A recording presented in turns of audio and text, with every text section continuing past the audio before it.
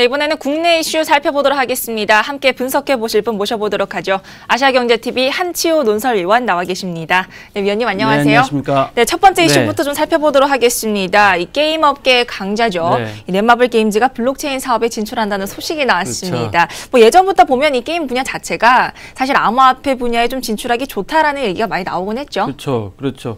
그 넷마블 게임즈가 주총에 여는데 주총을 열기 전에 미리 이제 주총 의안을 미리 발표하지 않습니까? 주총 의안에 사업 목적 신규 추가 공고를 했는데 거기에 블록체인 및 관련 연구 개발업, 그다음에 AI는 인공지능이죠. 그다음에 VR, 가상현실, 그다음에 음원 및 영화를 지금 업을 하겠다고 현재 추가를 해놨어요. 그렇다면은 뭐 넷마블 게임즈가 블록체인 관련된 사업에 이제 참여하는 거는 거의 기정사실로 보여지고요.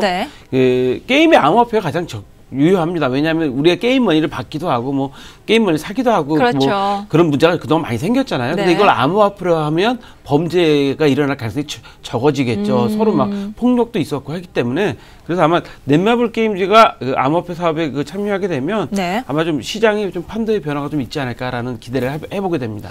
네, 뭐 다른 게임 사업들도 좀 암호화폐 사업에 많이 진출을 하고 있기 때문에 그런 기대감이 좀 생기는 것 같습니다. 자, 다음 소식으로 넘어가 보죠. 중국의 이더리움이라고 불리는 이 퀀텀의 개발자가 암호화폐 규제에 찬성을 한다라는 발언을 내놨어요. 이게 좀 이색적인 발언이라고 볼 수 있을까요? 그렇죠.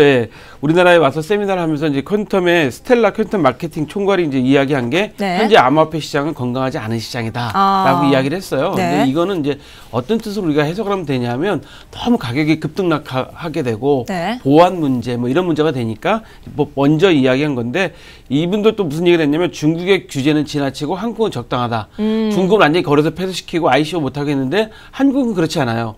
거래소도 현재 유지시키되 이제 다만 현재 가상 계좌를 은행에 계좌를 틀 때 실명으로 하라. 뭐 이런 거 정도이기 때문에 한국은 적당하다고 이야기한 것 같고요. 또 전 세계 3,000개 암호화폐 중 살아남을 게 한 2% 정도다라는 이야기도 했습니다. 2% 정도면 한 60개 정도가 되는데 이거는 전문가들이 이제 현재 전망하는 거니까 눈여겨볼 필요성이 있을 것 같고요. 마지막 이야기가 아주 중요합니다. 정부와 좋은 관계를 유지해야 된다. 그리고 생태계 확장에 좀 주력해야 된다라는 이야기를 했어요. 그러니까 너무 정부에서 나오는 정책에 대해서 반대만 하지 말고 정부와 어떻게 협력할 건가를 좀 생각해 봐야 된다. 그리고 스스로가 생태계 확장을 위해서 뭔가 새로운 걸 계속 개발해야 된다. 뭐 이런 말을 한 거기 때문에 대단히 긍정적인 반응으로 보여져서 이런 뉴스는 우리가 좀 눈여겨 좀 봐야 될 것 같습니다. 어떤 시장의 정착화를 위해서 어느 정도의 규제는 필요하다라는 취지로 좀 보여집니다.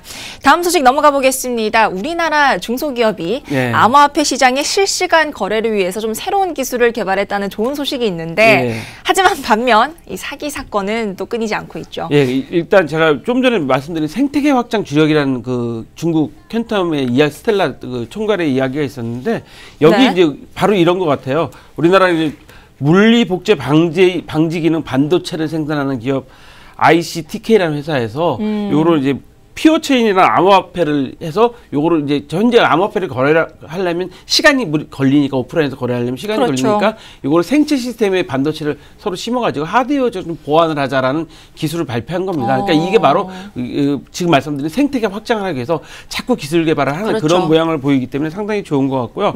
중요한 거는 현재 아까 좀 전에 사기 사건 말씀하셨는데 채굴을 하겠다고 해서 고수익 다단계를 했어요. 채굴을 통한 다단계. 그렇죠. 그래서 채굴 사업을 하겠다. 그래서 1,400명이 약간 120억의 피해를 봤다는 이제 주장이 있습니다. 그래서 절대로 상식적이지 않은 투자에는 우리 투자자들이 참여하시지 않는 게 좋을 것 같습니다.